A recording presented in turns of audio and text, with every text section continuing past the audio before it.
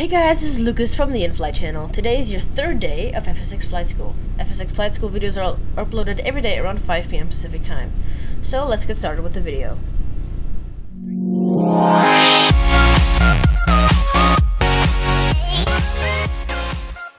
Hey guys, today we're going to be talking about air traffic control. Alright, so let's hop into our aircraft over here, where our avionics are already turned on. So in order to bring up the ATC interface, you want to come over here and press circumflex. So I'll have a little video, I'll have a little picture of it over here, whatever. So it's basically right below the escape key. So then this little thing pops up over here. So you put that whatever you really want, kind of trim it however you want. Alright, so over here we're in San Jose. So these little numbers represent the numbers on the keyboard, so you can just press 1. So over here we're gonna go. ATIS is basically your weather thing or whatever. And over here, taxi to parking and fueling. We've already fueled up and everything, so you can tell over here. So we're just gonna say request taxi depart straight out. San Jose Brown. So then over here, November 700 Mike Sierra with Bravo. Request taxi for takeoff, departing straight out. Cessna November 700 Mike Sierra, taxi to and hold short of runway 29 via taxiway Charlie Victor Delta. Contact tower on 120.7 when ready. Alright, so now it told us to taxi to and hold short of runway 29 via taxiway Charlie Victor Delta.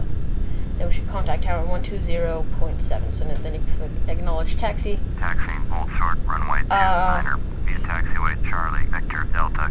Cessna 0 Mike Sierra. Alright, so basically turn off progressive taxi. That's basically just it just basically has like a little line that tells you how you're supposed to taxi to whatever certain thing. Alright, so I guess I'll be back when we're holding short at runway 29. Okay guys, so we're holding short runway 29. I already tuned to the tower, then asked for takeoff, and then it said clear for takeoff. And then I just like started daydreaming and kind of lost it, and they just started like talking to me, and I'm like okay, and then I acknowledged it. So now what we're going to do, I've set my flaps to 1 right here. So let's hop back into the cockpit and let's turn at the runway. Once you pass that line, you want to look to the right. Of course, I have no aircraft, but always look to the right. Make sure that the approach is clear. Make sure that there's no aircraft on approach, because ATC, yes, they make mistakes. It happens. Alright, so what's going to happen, we're just going to throttle forward all the way to 100%.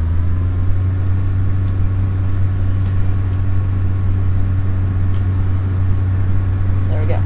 Alright, so once we get into the air, we reach 60, we pull back, go back to about 10 degrees. Alright, here we go.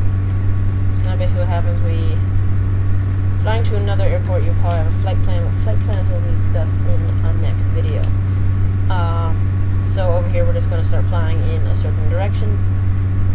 So let's just say we're going to fly back to our home airport, which is Retail View down here.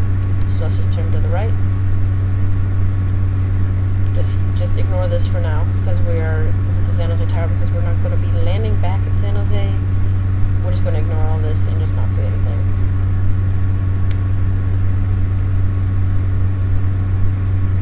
Right, so let's climb to about 1,000 feet as we turn to the left.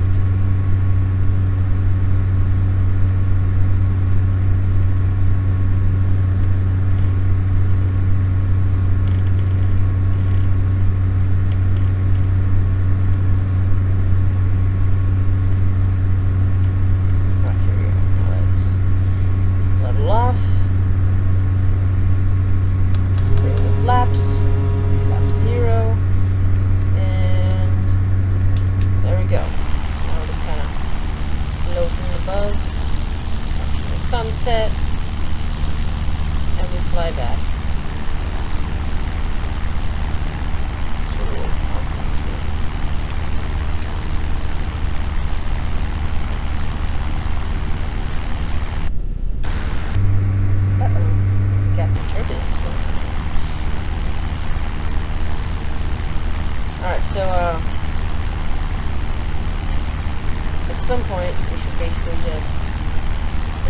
also come up once we get out of the San Jose airspace.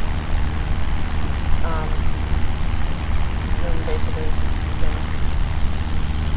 oh no, wait, I forgot. Retail view is actually uncontrolled, so basically what you do, and it's also inside of this San Jose airspace, so it's basically controlled by San Jose.